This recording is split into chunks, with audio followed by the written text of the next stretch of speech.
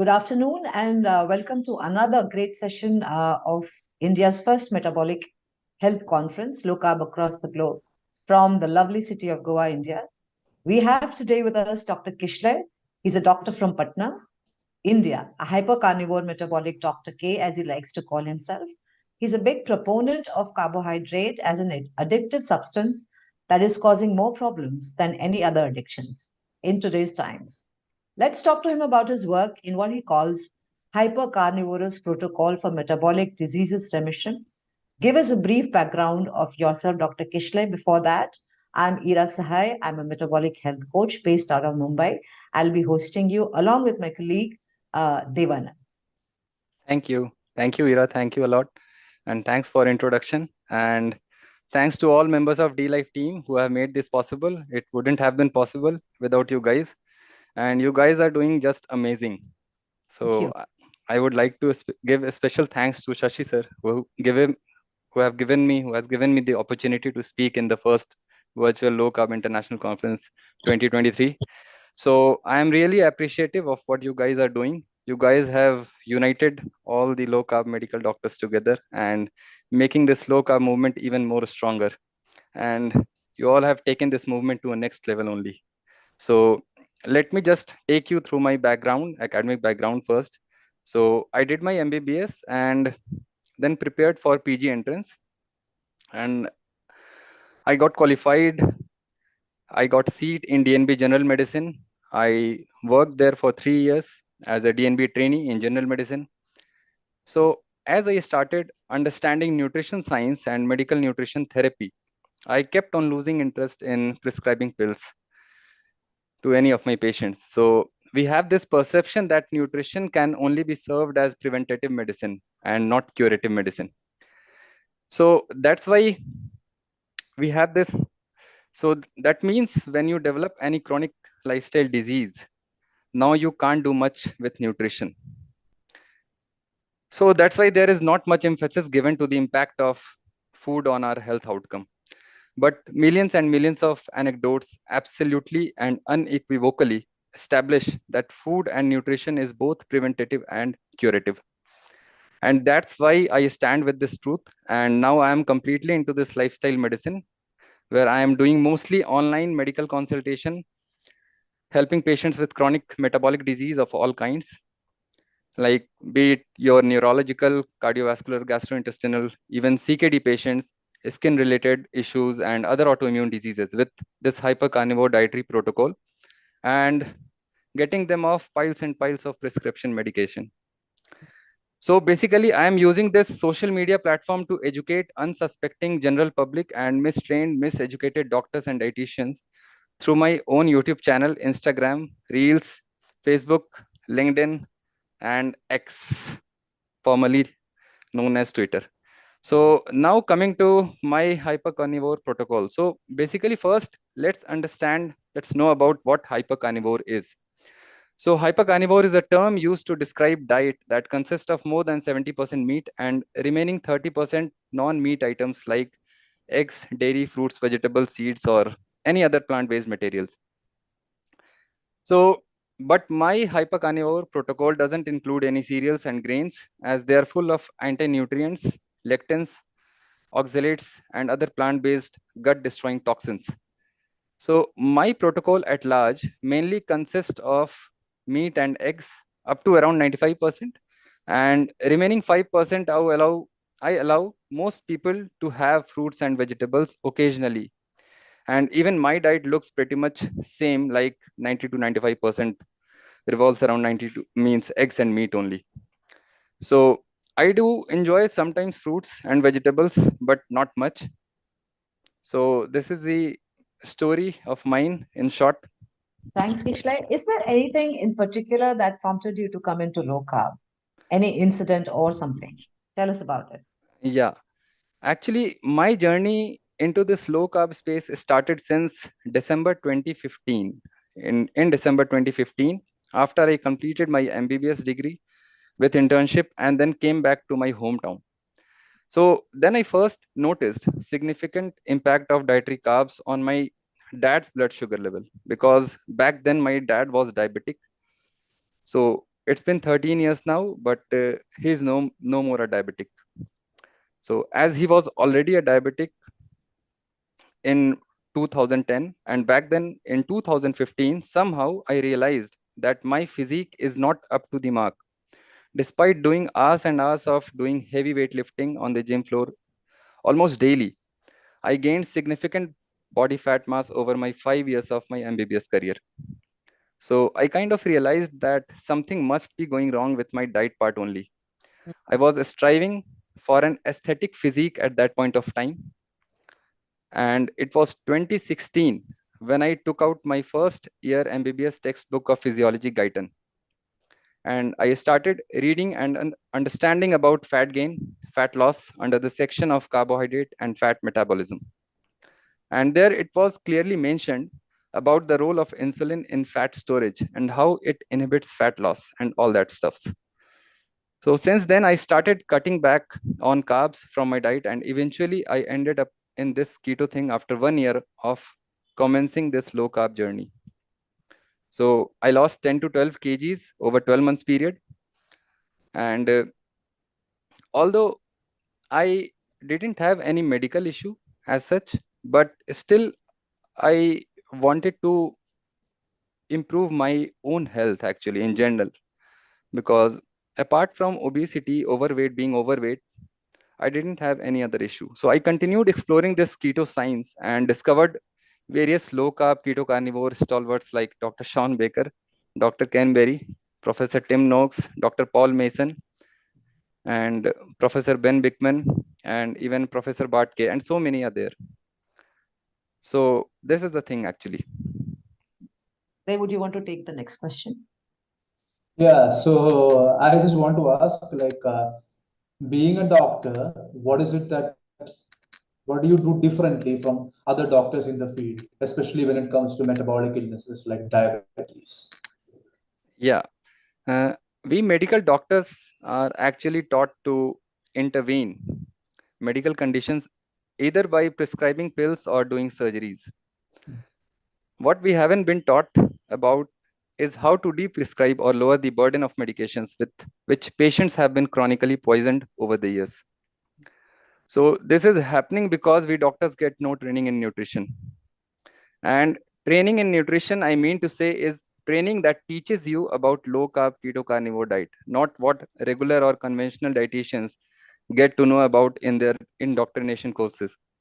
So any nutritional training that fails to emphasize the importance of animal-based foods and huge on promoting complex carbs, so-called complex carbs that don't even exist, and fibers and other plant-based vegan ideologies is nothing but a fraudulent academic practice.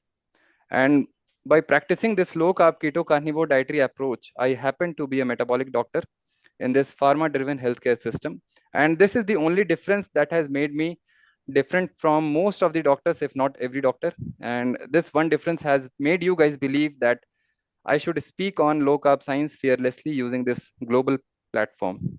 And moreover, this difference has made me lose most of my doctor friends, but at the same time, gain the trust of many honest healthcare providers like you guys who are actually ready to take a strong stance against academically bastardized science and propaganda.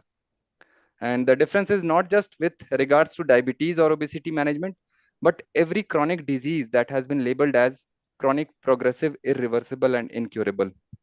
So basically, I am using this nutrition as a medical therapy and using this keto carnivore diet actually that helps people getting off medication. Nothing else I am doing.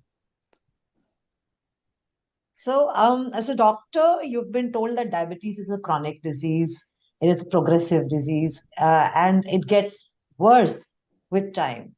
So, and that you should be avoiding calories, red meat, fat, and all of that, eggs, which you don't agree with, which you don't seem to agree with.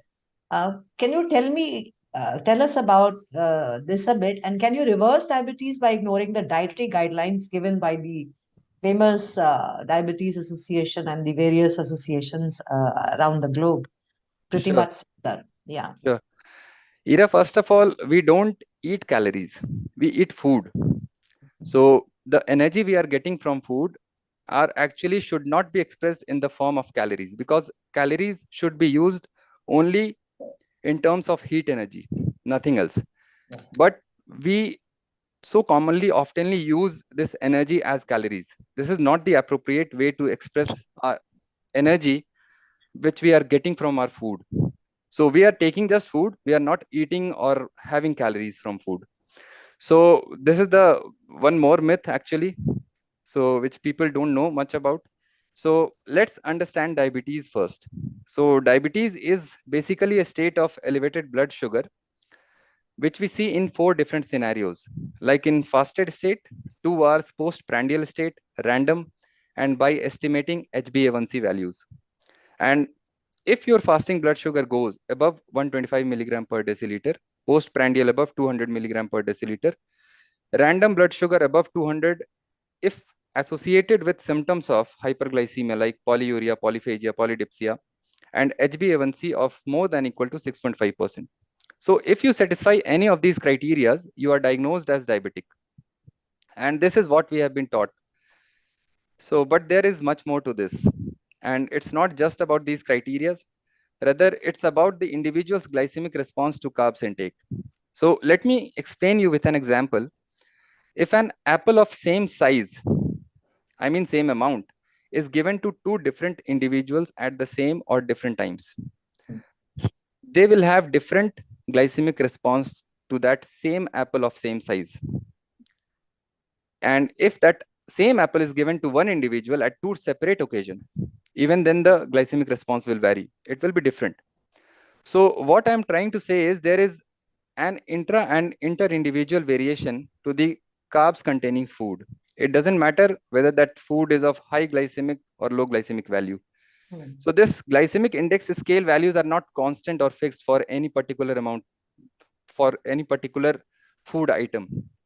So it's actually variable for same person at two different occasions, and different persons also at same or different occasions, with the amount of food or content of carbs being constant. So glycemic index is totally inappropriate, unscientific tool to look for while managing someone's blood sugar effectively. So thus we can say that there is no such thing as low glycemic, high glycemic foods, no good carbs or bad carbs, and no simple or complex carbs. All carbs that get converted into glucose are basically the same metabolically. So now we can define diabetes in a much better way. Diabetes is not just about elevated blood sugar in fasted PP at 2 hours or random, but it is also elevation of blood sugar beyond normal physiological range after carbs ingestion, with multiple spikes over the course of the day, as people do not really have one meal a day practicing this balanced diet. So it's not practically feasible also, as they cannot make their nutrition complete if they take carbs, fats, protein, fiber all together. So, and one more interesting thing about diabetes is you can suffer diabetic complications without actually being diabetic criteria wise, because you do get constant spikes of blood sugar level on this particular high carbohydrate diet. And I have seen patients coming to ICU with heart attacks, having HbA1c within normal physiological range, within normal limits, below 5.7 or below 5.5 even. And many people do have autonomic neuropathy, where they do have gastrointestinal symptoms like GERD, constipation, diarrhea. And constipation and diarrhea are basically due to gastroparesis. That is nothing but microvascular complication of diabetes. Tingling, numbness in hands and feet. These are microvascular complications. And this is due to peripheral neuropathy. And they have normal HbA1c. But still, doctors don't realize actually that these are the microvascular complications of diabetes, even though they are normal lab wise. So before Dave asks the next question, let me reiterate, are you saying that the guidelines of the Diabetes Association and many such associations are not working anymore? Absolutely.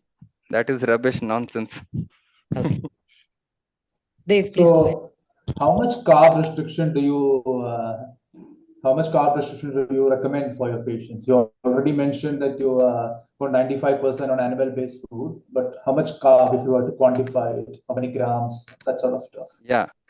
Actually, I don't have any magic number for carbs, Dave, to be frankly speaking, because as I follow hypercarnivore protocol, so I don't necessarily restrict carbs directly for any of my patients. Rather, I ask them to reduce plant-based food items from their diet, so including some fruits, most of the fruits, and some vegetables, and incorporate more and more of animal-based food items such as eggs, meat, and even dairy to some extent.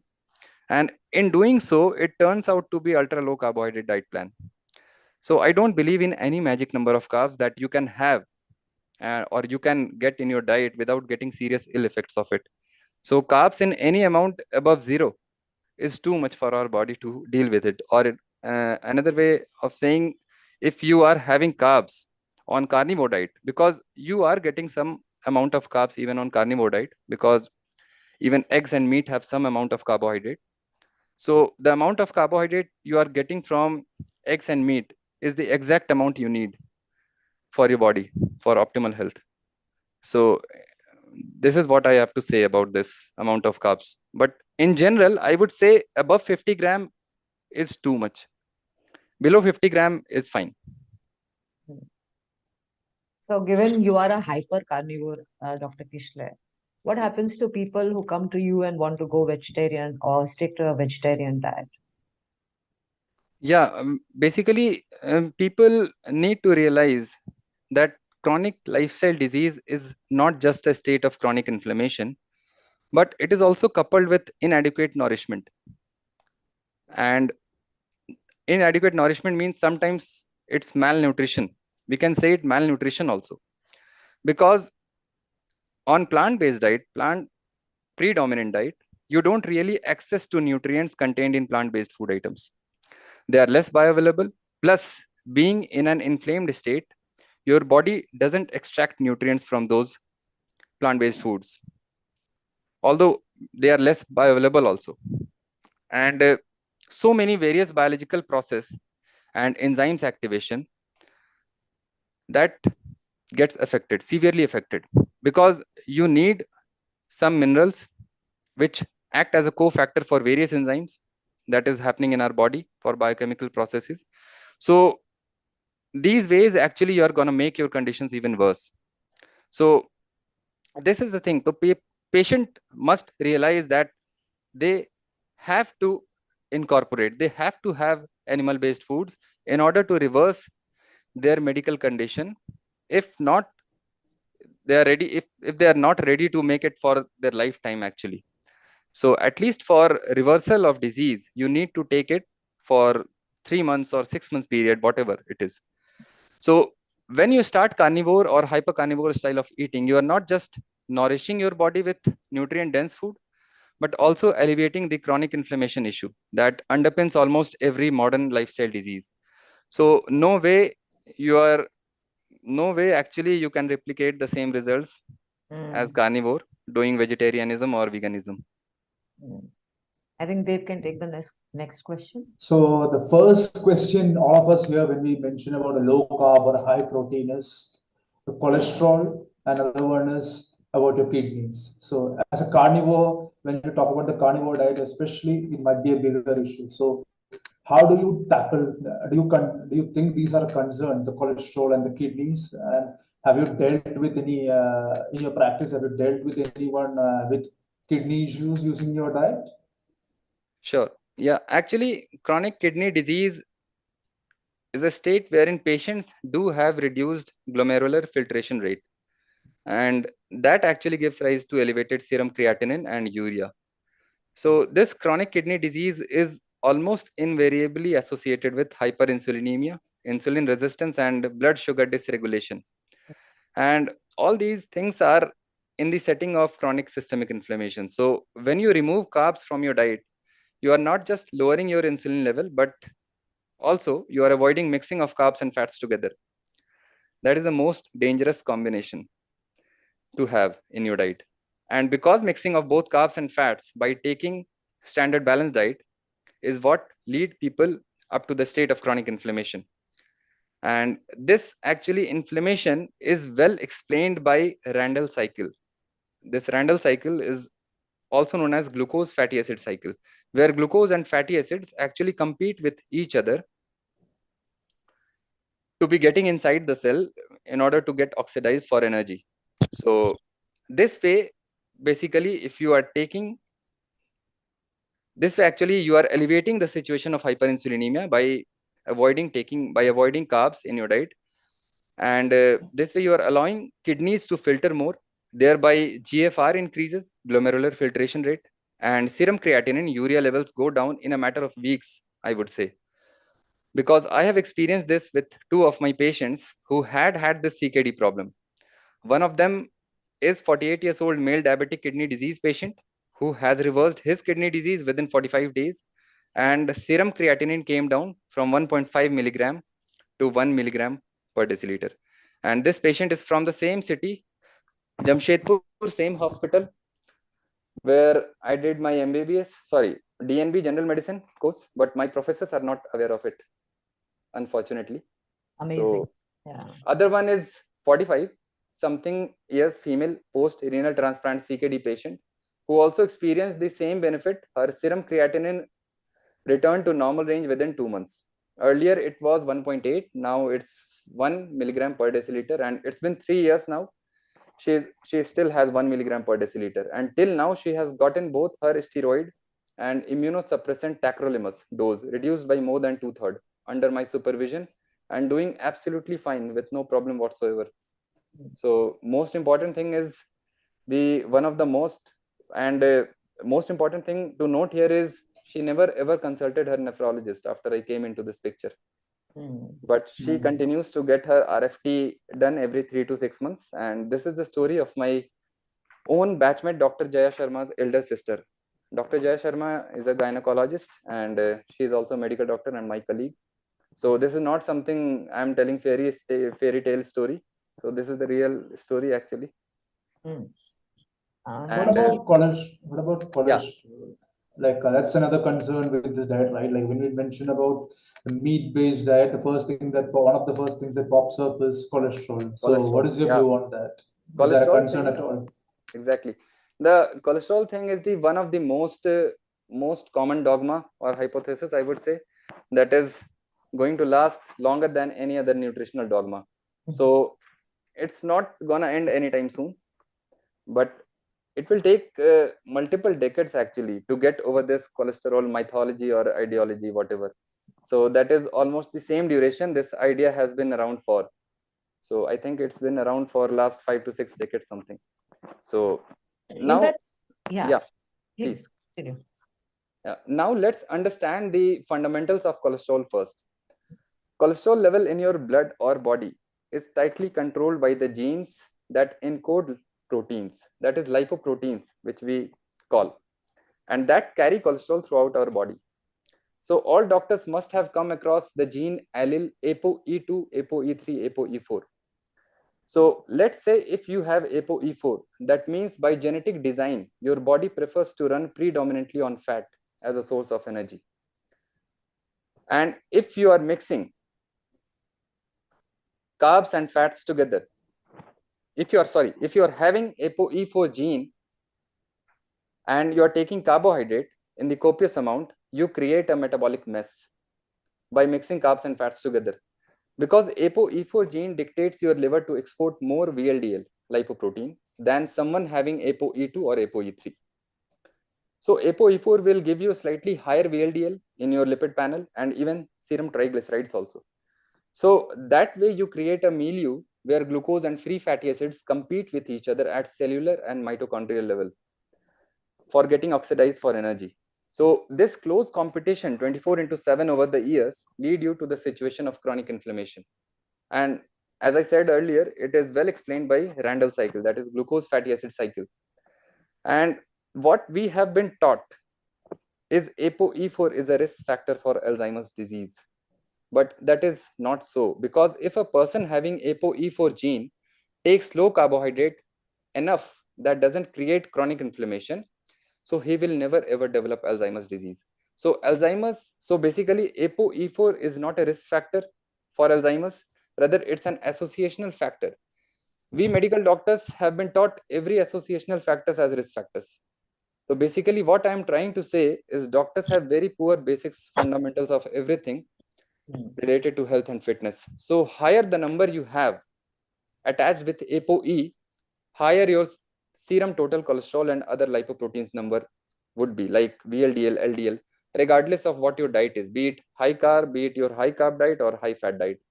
What I mean by this higher level here is the values above standard normal reference range. That is how we consider any parameters to be high. But people don't realize that normal reference range value of cholesterol is that value range where 95% of average standard population values fall, who are on a standard balanced diet taking 60 to 70% carbs in their diet, not because 95% of the individuals are not taking 70% fat in their diet. So whatever reference range we have, it doesn't really give you the picture of what should be the optimal value of blood cholesterol for someone to be having for optimal metabolic health. So my understanding about cholesterol is very simple. The cholesterol number that you have is exactly what your body needs at that time, need not be intervened anytime by any drugs such as statins, PCSK9 inhibitors, or any other cholesterol lowering drugs. This is my opinion. This is not any medical advice. So let's say you have total cholesterol of 400 and LDL of 300 on high fat carnivore diet. That doesn't mean you have high cholesterol. In fact, you have normal or optimal blood cholesterol against the kind of diet you are already on. So definitely you might consider it elevated blood cholesterol if you compare it with normal reference range or to anyone having values within normal reference range following high carb diet. But the elevated cholesterol or LDL-C is not problematic to us in any way. That's why I always say the term hypercholesterolemia doesn't exist unless it's genetic disorder like familial hypercholesterolemia. So basically no one has high cholesterol. Either you have normal, or I would say optimal for you, the kind of diet you are on, or either low. So there is no such thing as high cholesterol. So we medical doctors have been taught every associational factor as risk factor, that which I already mentioned earlier. So this is a thing, and many risk factor is a thing that has causal role in something. But as of now, we don't have any evidence that establishes that cholesterol has causal link with heart disease or any other chronic lifestyle disease. And So yet, as on carnivore, even as A1C starts coming down, I think people are more bothered about the LDL going up. One of the, this is a very common perception. yeah, Even doctors would tell you that, A1C to theek hai, but your cholesterol is high. yeah, actually the thing is the target value for diabetics to have what we have according to means guidelines by ADA, it's okay to be having 7 to 8 HbA1c in percentage, 7 to 8% HbA1c, but it's not okay to have LDL-C of above 100. This is so bizarre actually. So they are more focused on cholesterol rather than they should Lowering of the A1C. lowering of the blood glucose level. So having blood glucose over 24 hours around 180 is fine for them. So this is the scenario. So, and I want to say one more thing about this cholesterol lowering agent, especially statins, that statins do not really provide any benefit at all, in my humble opinion. So if anything, it destroys your metabolism at multiple levels. So whatever benefits some literatures purport to be getting from statins use actually are coming out of its anti-inflammatory effect, not because it lowers cholesterol synthesis by inhibiting HMG-CoA reductase enzyme. And lowering LDL-C levels, statins actually inhibit this, means the benefits of statins, the anti-inflammatory action of statins is coming out of its action on toll-like receptor 4 signaling pathway. So basically it inhibits toll-like receptor 4 signaling pathway that actually mediates inflammation against various foreign bodies like virus, pathogens, other bacteria, viruses, and protozoans and other things. So this is the benefit, actually the minuscule benefit we get from statins use come out of its anti-inflammatory effect, and all the deadly metabolic side effects such as diabetes, dementia, myopathy, erectile dysfunction, tiredness, fatigue, and actually we do get these metabolic side effects by its very action of HMG-CoA reductase enzyme inhibition. So it's patients who have to make decision for themselves after analyzing risk benefit ratio of statins use, whether they should take statins or not, because my family members do always have cholesterol above normal reference range, including my parents. Mine though don't talk about my number, because my number was, I checked last in June, actually this June, it was total cholesterol was around 400 and LDL was 327. So which is totally fine to me. I don't fear cholesterol actually. So basically, current paradigm of treating heart disease, diabetes is not being taken into account at all. Yeah, exactly. So cholesterol has been the main focus for decades, because we have beautiful medicine, dangerously, um, dangerously beautiful Yeah. medicine, statin we have. So that's why they are pushing this statins use. I think Dave can take the next question. What is the difference between a carnivore diet and a keto diet and a low carb diet? Like they are used interchangeably for the general population, but can you explain the differences between each of them? Exactly. So basically, there hasn't been any official definition of low carb diet as such, but everyone defines it as per their convenience, ideology, or opinion. So some say your carbs intake should be less than 30% of your total calorie intake. Some say less than 20%. Some say less than 10%. Sorry. If you are doing diet having around 20 to 30% carbs of your daily caloric need, then it is not low carb diet per se, but low carb score diet.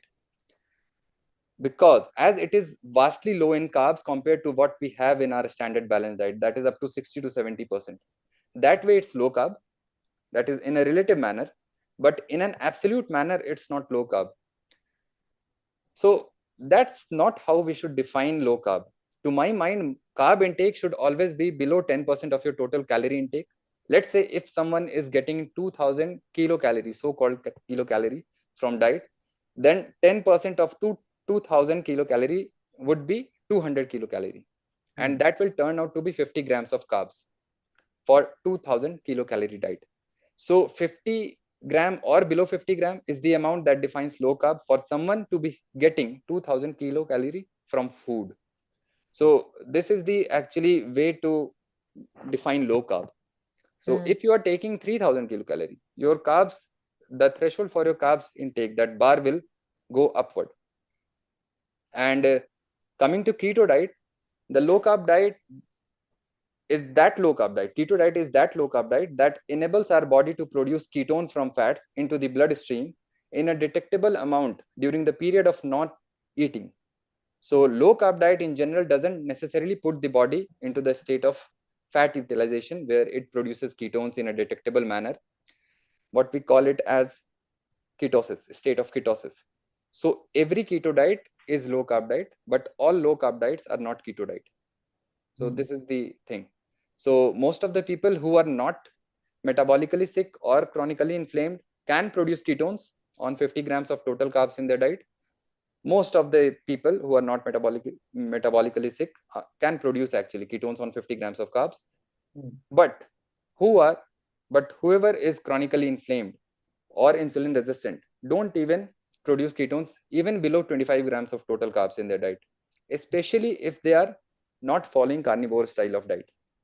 So plant-based diet, basically, if you are even getting below 25 grams, you are not able to produce ketones or generate ketones on that amount of 25 grams of carbs. So, Kishlay, Dr. Kishlay, I think you are quite a regular gym goer, a great body. Also, I think I've seen a lot of your videos on social media as well, and you inspire a lot of people. But I see this general view about, you know, you cannot build muscles on keto, you cannot build muscles on this or that, and carbs is necessary for gym goers. So, what do you want to say to them?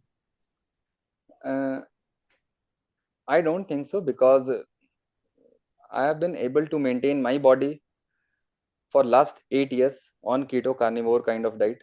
So since last 3 years, I am doing this carnivore kind of diet. But before that, I was doing simple keto, means egg-based keto, I would say.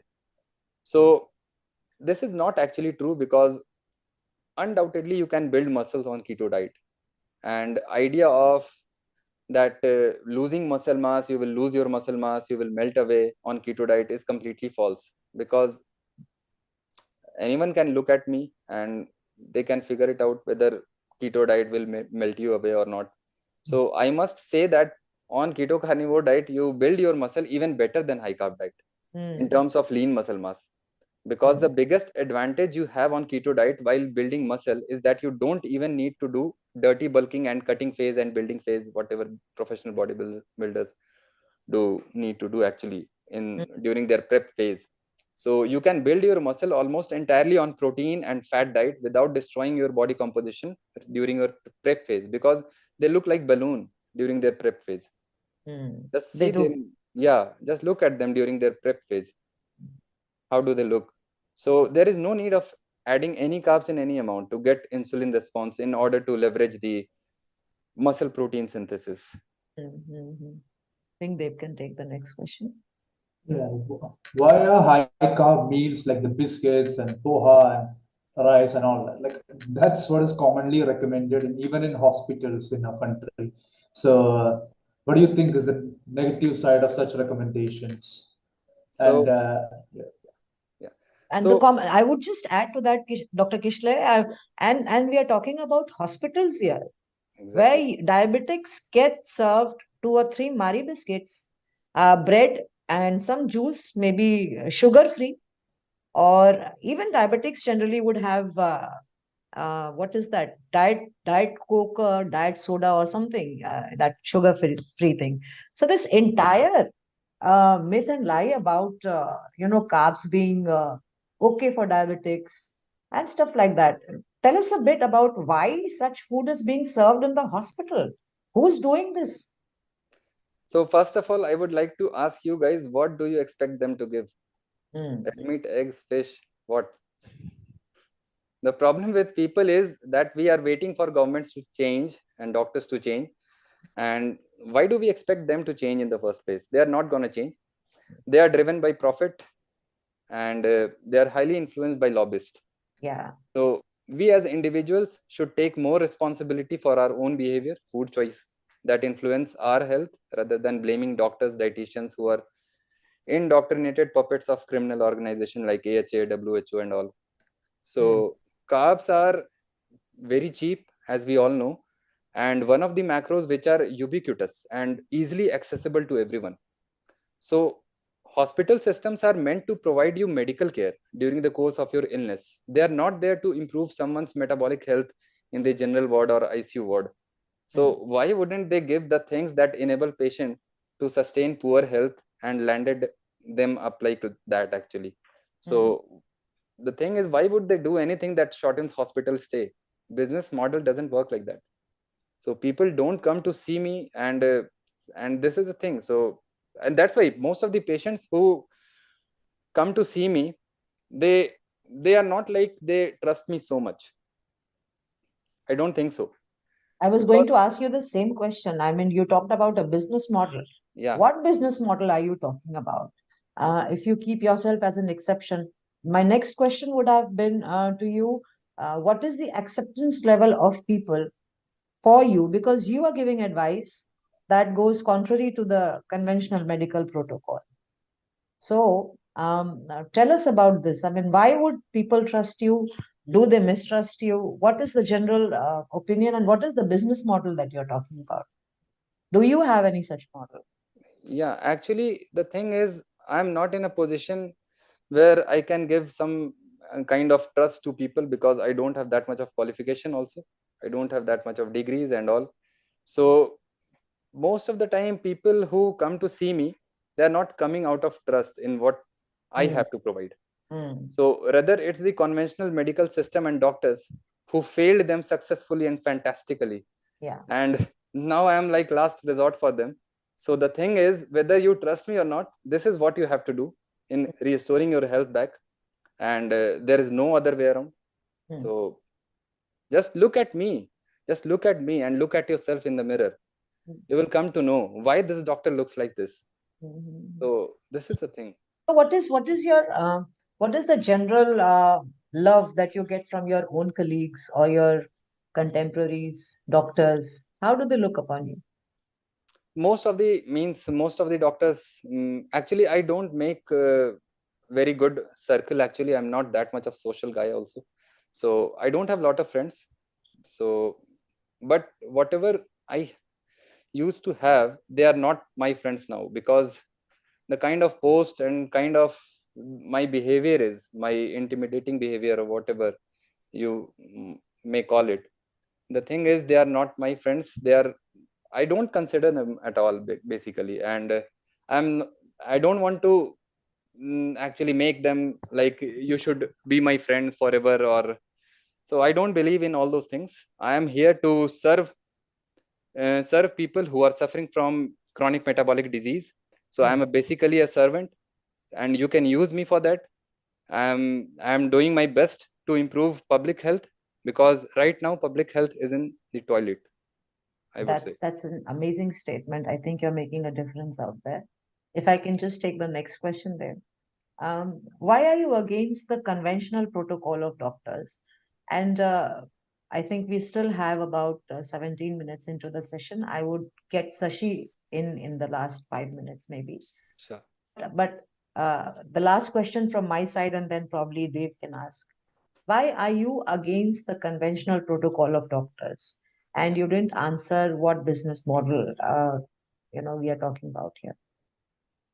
So basically, these are not the protocols of doctors. So formulation of guidelines, protocols are established by so-called means fraudulent scientific committee that is actually sponsored by a big pharma agents, big pharma giants. So we are somehow beholden to this idea or thought that whatever these organizations have to say about anything is correct. So we have been indoctrinated like this only. So we are not someone who should question their opinions. We need to be sincere and obedient towards their protocols.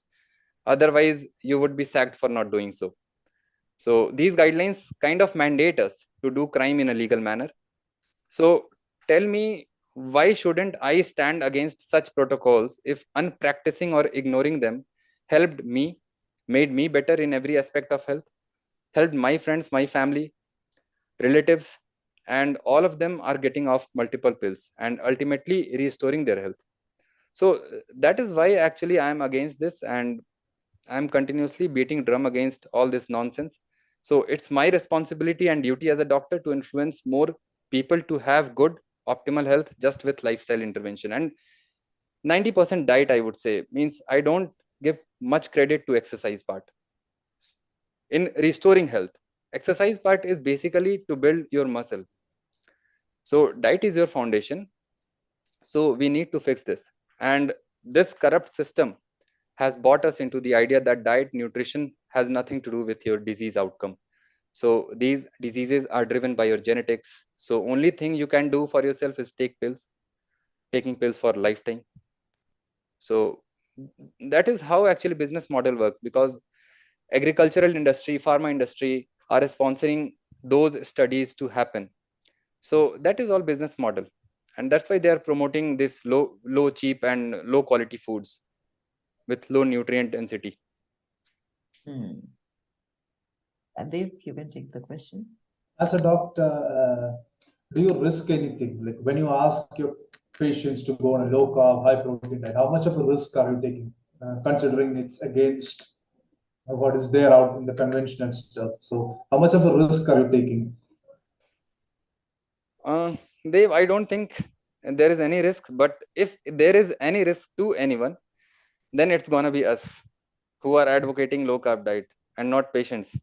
So it's a medical doctor working in this low carb space, risking his or her career as an academic person in any institution. So at the moment, you cannot use this as a treatment protocol being a part of any academic institution. So with millions of success stories on low carb carnivore diet as anecdotes, actually has made one thing very clear, that it always works almost entirely for every chronic disease. And doctors who know about this are able to be getting their patients better with regards to disease outcome and health in general. So definitely it's not the patient who is risking anything, especially if they get started on this low carb nutrition plan under good medical supervision. So there is nothing going to be wrong with anyone's long-term health using this dietary approach, because this is our and most evolutionary consistent dietary style. Do So you if do you, yeah, do you risk anything as a doctor? Like you said, mentioned you've yeah, lost I a lot told, of friends and yeah, community and exactly, stuff. because I can't, with this kind of attitude and behavior, I cannot work in any institution. So I'm not interested also. So this is the fortunate thing. And if anything, basically, if you are using this low carb keto carnivore approach, it will improve you, it will improve your health and keep getting better, and patients would be able to come off out of most of their pills, if not all. So So how many people have you successfully now, helped in remission, find remission or reversal for their metabolic syndromes? yeah, I don't have any number right now. I don't have that data, but uh, exceptionally some patients, because I told you about 2 CKD patients and 1 ALS patient was there actually. uh, Unfortunately he is no more now, but he got her ALS. ALS is amyotrophic lateral sclerosis. It's a neurodegenerative medical condition where motor neurons get actually attacked by your immune system. So patients can't even move their limbs, upper limbs and lower limbs. So he was kind of paralyzed. So that patient actually was bedridden, but following this keto carnivore approach of diet, he started writing with pen, means after 1 month of diet, and he was able to go to bathroom also, which earlier he was not able to.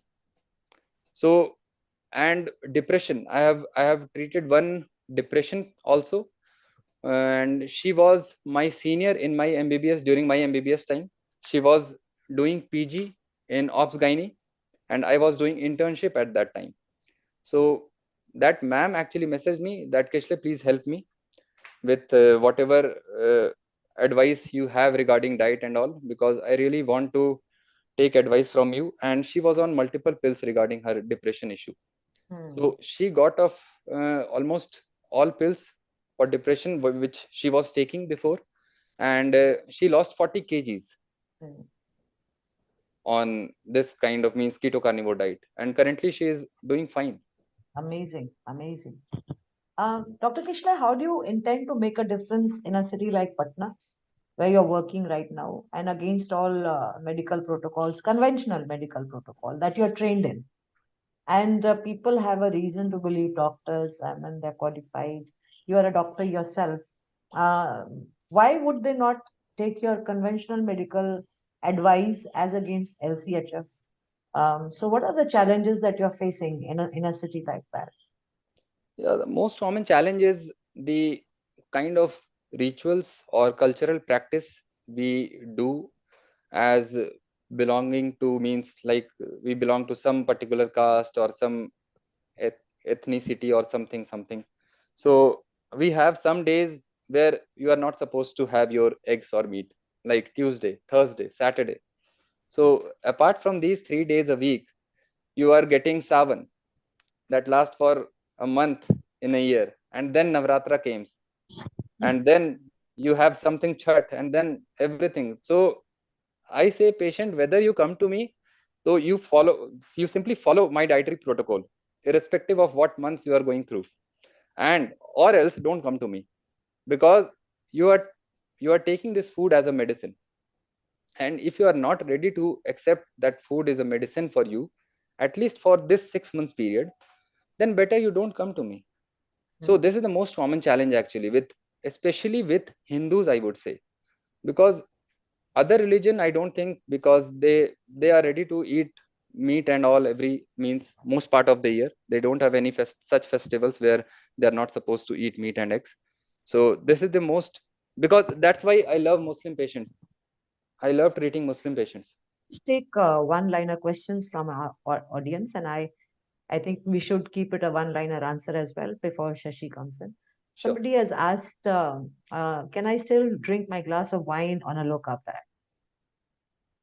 You can do anything you want. You can smoke a 1 or 2 cigarette, definitely, but that is not good. But it's not that you are, if you are taking alcohol with low carb diet, that will harm you because you are taking it with low carb diet.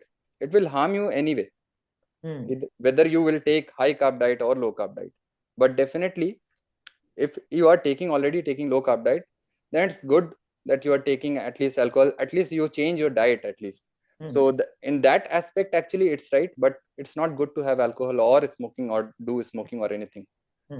One common misconception about grains is that when people want to quit wheat, they often tend to gravitate towards jowar or bajra or any of the millets. What do you want to tell them? I mean, is Yeah, it yeah, because right now our current government is promoting whole millets? grain millets.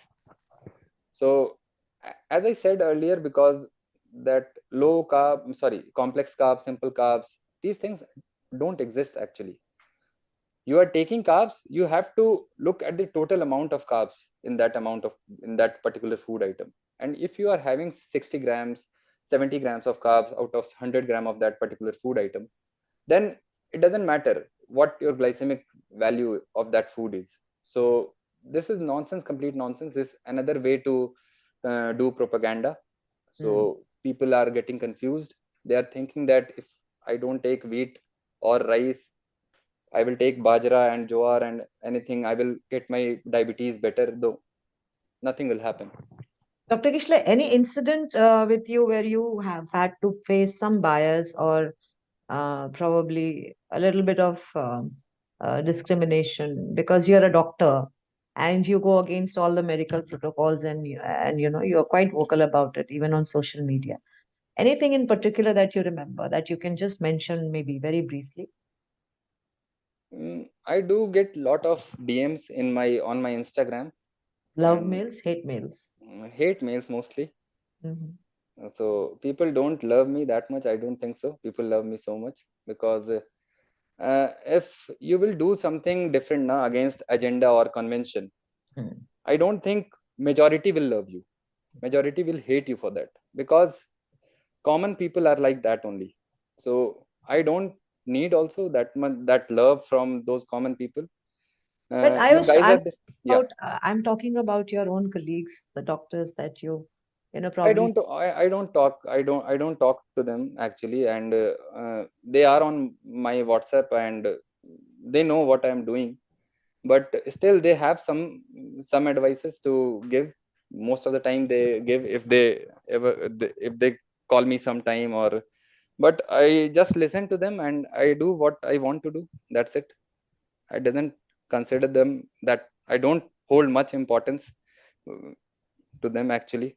I think on social media you're making quite an impact, Dr. Kishlay, because as far as I followed you, people are finding remission not only by coming to you personally, but I think also by following your advice.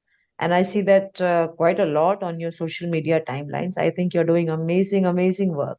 You're changing lives, you're changing people, you're making things better up and beyond your own profit and loss and everything else. Yeah, So I think actually, you've put the mission ahead of you. yeah, right now I don't have any conflict of interest, financial conflict of interest. I'm not selling any products. I'm not doing anything that will give me uh, revenue, except for the part that I'm doing, what I'm providing through my means service, like diet part.